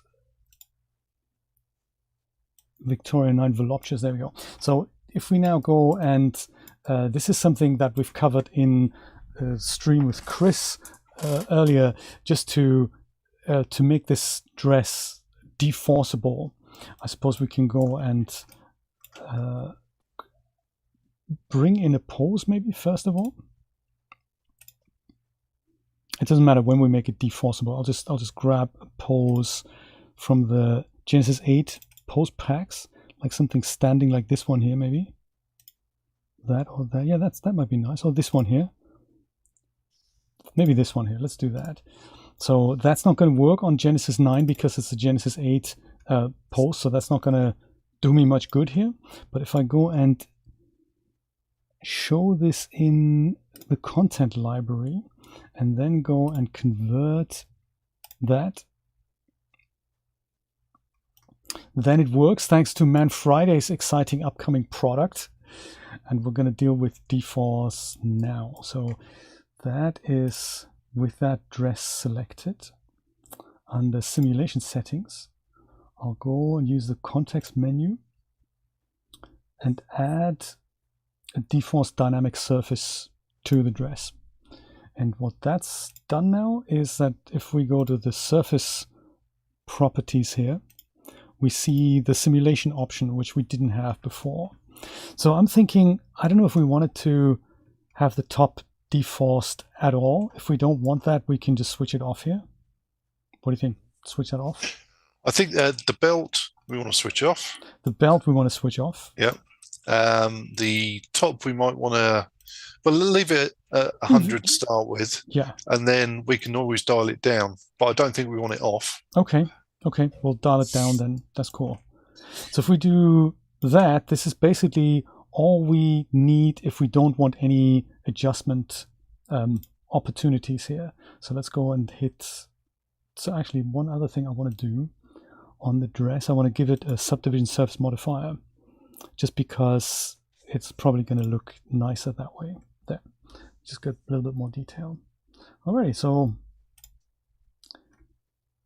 I could just click that button, or I believe there is an option to select not the base but the viewport, and this will now get the dForce collided against the subdivision resolution of the character that's set in the viewport. So that gives us a little bit better results here. So we haven't made any adjustments. This, whoa, the waistband, oucheroo, what? No, stop it. I thought you turned that off. That looks like it's on maximum. I thought I turned that off. Let's go do clear here. That's crazy. That's crazy talk. Maybe, so it is definitely the belt. It is the belt, isn't it? Now maybe I just go and turn that on, and then instead I'll go and turn the dynamic strength off. So maybe it hasn't. Oh, what did you change? I thought you just turned the strength off. Visible in simulation. Maybe that was cool. Okay. Maybe this is better. Yeah. Let's try that. It needs to be visible because otherwise it won't take it into account at all. There we go. Now we have a simulating top and a simulating bottom. And then we can go ahead and play with the properties here, that we maybe make the top a little bit stiffer, or we go and do a weight map there. Yeah, so freezing the belt, was just I did, so that the belt wouldn't slip down or ride up, and the top and the bottom will react to, accordingly, but the belt will anchor it essentially as it would with a normal outfit, I guess. So yeah. So I mean, out of the box, pretty cool. I mean, yeah, we want to probably make some adjustments. I suppose the top is a little too thin. You think it's a little too much? Yeah, I think don't know. so. In some ways, I think it looks rather good. Yeah, maybe it does. Maybe it does actually. I can't tell. From one side, I think it's got some nice, creep from that side. I'm saying from that side, pointing to a video which you can't see me pointing to, which is 30 seconds in the past, so it's all going crazy. On her right side, when you look from that direction, it's really nice curves as it comes down and, ends up going in the right direction. But from the other ways, it's stretching out a little bit, I guess. It's true. I mean, we can go and refine it either overall on the material properties, or like Naomi said, we can go and add a weight map node to it, so that we can go and paint parts that need to be simulated less and more. I think overall I'm pretty happy with the skirt. I think I like the way the skirt looks good. That's thing. Yeah. So we'll see if we can do some touch-up. Looks like it's got enough geometry in it. Right. Maybe a material would help us see a little. Yeah. We're in the blinding Snow White zone, aren't we? Let's just at least change some of the colors here. Let's just at least do that. Like belt's probably less important, but let's make that this way. And then here skirt, we make that just for visualization, also maybe more like that. And then the top.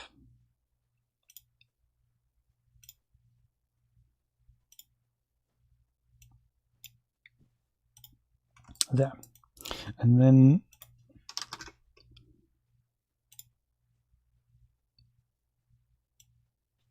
there, perfect. All right.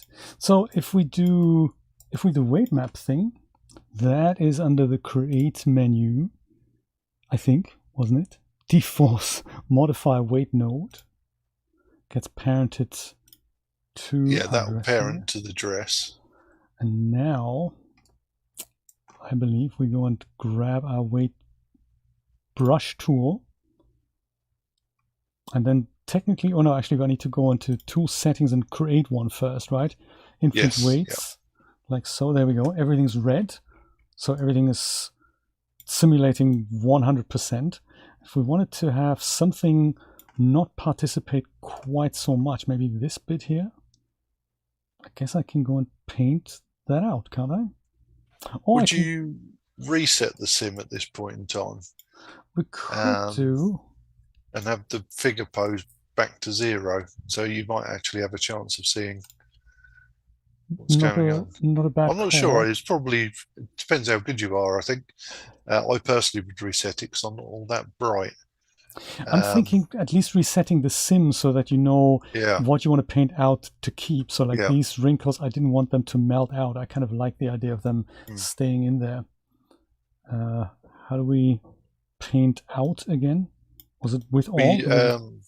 With those wrinkles, if you wanted to keep them in, you would remove them. If you wanted for them to develop, then you would put them in. If you just want to sort of make it milder, I think select the top in the geometry editor and then fill it, say 0.5, something less, 4, or so maybe 0.7. Geometry editor, then under surfaces you can go and select the whole top like that. That selects that, and then with that geometry selected, does it work in here? Nope, you have to go back into the weight brush tool, where now only this top is selected, and then you can go and right click and say weight editing fill selected, and then the whole top would be not 100%, let's say, I don't know, just like 50%. Then that's all of that's being just used at 50%. let's just try that, just see what that's going to look like if we go and simulate that now. Yeah, when we experimented with this, we found some, sometimes it works a bit weird if you, if you use too low or too high a value. So you might need to experiment to get there. But that's holding shape rather well. Yes, I think so too. And the skirt is still doing its thing. Skirt is unchanged. Yeah. It's literally what I enjoy about this process is that it's just this ultimate tool that you get to play with and do things with. And yes, between the ability to turn a zone off like you did with the bell, and then the ability to paint a weight map, you've got a lot of control. A great deal of control to make this work. I also have to say I have a newfound appreciation, I think, for dForce. Once you just start digging into and not being afraid to get your hands dirty with some additional work that you didn't know you'd need to do, like how to set up the timeline so that you avoid explosions, or that you get in and tweak some values and fiddle with weight maps and all. I think as the more you learn that, you appreciate how much dForce can bring to the party. I think many users, like especially casual users, they expect the one-click button just to be perfect, and of course that's not how 3D works. But also it takes that learning curve to go and understanding, well, what do I need to do? But that's, I guess, where we can really help. Just educate people more of well, do this, and don't be afraid to play with values and almost see whatever comes with the product as a suggestion, and don't be afraid to override this and get your teeth and dig in. Yes, Jonathan, absolutely, you can. So you can fill values, but you can also paint values in. You can even smooth values out. So if you have multiple zones and you wanted to have, like say, if I select the skirt at the bottom and I want to smooth the top out a little bit, or the bottom, then that is also possible. Let's see if I can show you that. Oops. The setting, like smooth selected, that's the one. Have we? David mentioned thickness. So thickness is a weird one. You can specify thickness and export a thickened mesh from Marvelous Designer, but for a dynamic clothing, that probably won't work very well, because dForce will treat well, first of all, the front and the back and the sides aren't welded together, so you would have to do that again. Secondly, once you've done that, dForce would treat those front, back and sides as a bag, and it would act as a bag. It doesn't act as a single piece. True. So that doesn't work too well. The compromise, which I think is rather a good compromise, is you can export the normal maps from Marvelous Designer and import them to Daz Studio. And providing you do a couple of things, you can get a normal mapped edge on all of our pieces, and then you get the you don't actually get thickness, but you get a lovely simulation of thickness. And it sounds lame, but actually it makes a massive difference to your garment. And yes, WebSoul, just like what Julia said, the video will be available to watch later. Like I think Nico had that question as well. And I think, is this a good ending for us to say goodbye? Is that how it works? I think this was it. This was nice. It was awesome having you. I think this was really nice. I learned a lot. I'm glad we caught some of these things on tape so that we can go back and learn from them. I'll put some chapter points in, of course. Take a look at John's channel as well, John's YouTube channel. There is a lot of information on Marvelous Designer as well as Substance Painter on there. And it's just a wonderful learning resource. So thank you so much for being here. You're welcome. It's always a pleasure. Always a pleasure. We shall do more of these. I'm really, really glad that you're available. Also, one last thing. Let's not forget this. this week it was John's birthday, so let's give him a big round of applause. Happy birthday, the birthday boy. Not exactly today, but you know. Yeah, managed to reach 54 anyway. Nice one. That is quite an achievement. Guys, have a wonderful rest of Saturday. John and I will hopefully see you very soon. There's going to be another public Daz stream planned for in about 2 to 3 weeks. There's also going to be the Genesis 9, Victoria 9 launch event coming up. A launch coming up, as in the figure will be launched. We don't know when. Could be mid-October, could be end October. The team are working right now to make that happen. As soon as that happens, we'll have more information on that, of course. Have a wonderful Saturday. I will see you very soon. Take care. Bye-bye. Thank you all. Thanks for the happy birthdays. Take care.